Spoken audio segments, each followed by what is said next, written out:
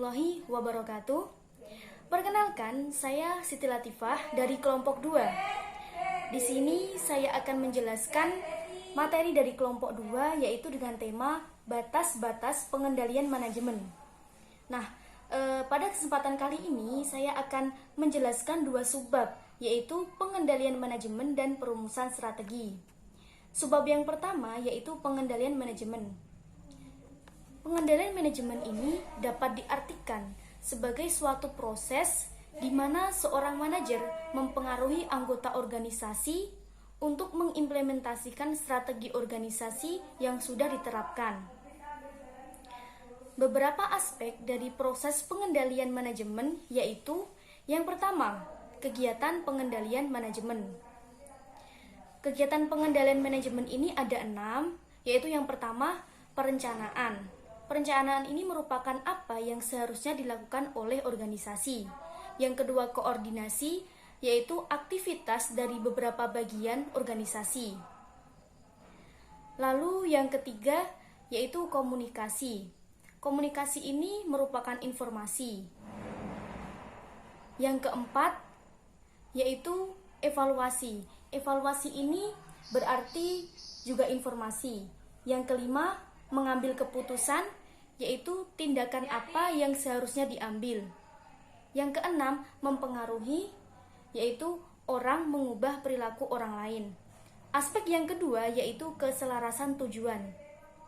Pada umumnya, seorang manajer ini memiliki tujuan pribadi dan tujuan organisasi. Oleh karena itu, masalah pengendalian manajemen yang utama ialah bagaimana mempengaruhi mereka agar bertindak demi pencapaian tujuan pribadi mereka dengan cara sedemikian rupa. Nah, sehingga itu sekaligus juga akan membantu pencapaian tujuan organisasi. Keselarasan tujuan ini berarti sejauh hal tersebut dimungkinkan, tujuan seorang anggota organisasi itu seharusnya juga konsisten dengan tujuan organisasi itu sendiri.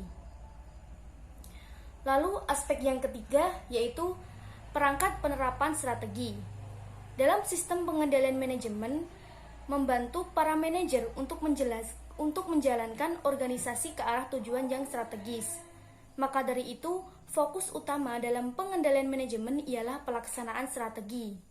Pengendalian manajemen merupakan satu-satunya perangkat manajer yang digunakan dalam mengimplementasikan strategi yang diinginkan.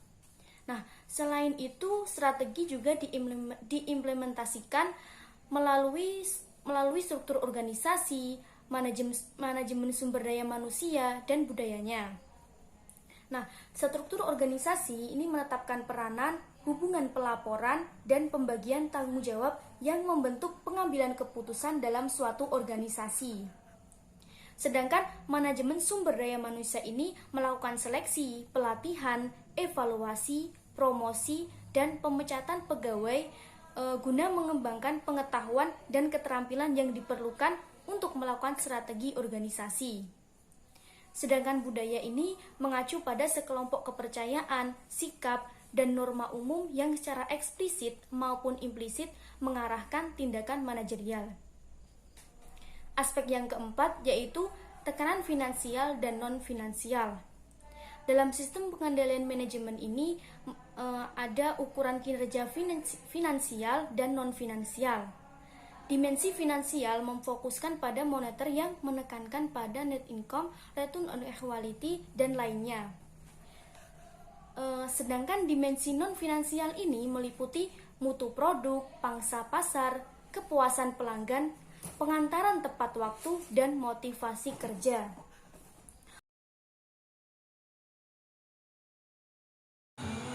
Sistem pengendalian manajemen juga diartikan sebagai suatu sistem yang digunakan untuk merencanakan berbagai kegiatan agar perwujudan visi tercapai melalui misi yang telah disusun untuk mengendalikan pelaksanaan kegiatan-kegiatan tersebut. Ada 3 hal yang penting dari definisi sistem pengendalian manajemen, yaitu yang pertama, misi dan visi perusahaan. Misi merupakan kegiatan untuk mencapai visi, sedangkan visi merupakan suatu keadaan yang ingin dicapai. Yang kedua, SPM atau MCS merupakan sistem perencanaan kegiatan. Sistem perencanaan kegiatan ini harus memiliki rangkaian kegiatan yang jelas dan sistematis. Yang ketiga, MCS itu merupakan sistem untuk mengendalikan pelaksanaan kegiatan. Oleh sebab itu, misi harus tetap terarah menuju pencapaian visi. Perumusan strategi ini dapat diartikan sebagai suatu proses menentukan tujuan organisasi dan strategi untuk mencapai tujuan tersebut.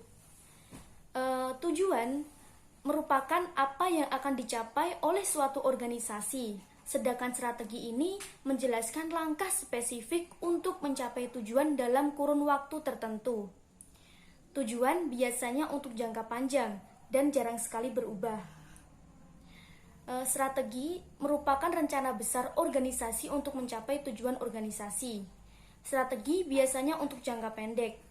Apa yang tertuang dalam strategi adalah arah organisasi yang dikehendaki oleh manajer senior sebagai responnya atas hambatan atau kesempatan yang dihadapi organisasi. Nah, dalam hambatan ini misalnya pada kasus terjadinya perubahan selera konsumen, adanya regulasi pemerintah yang berubah.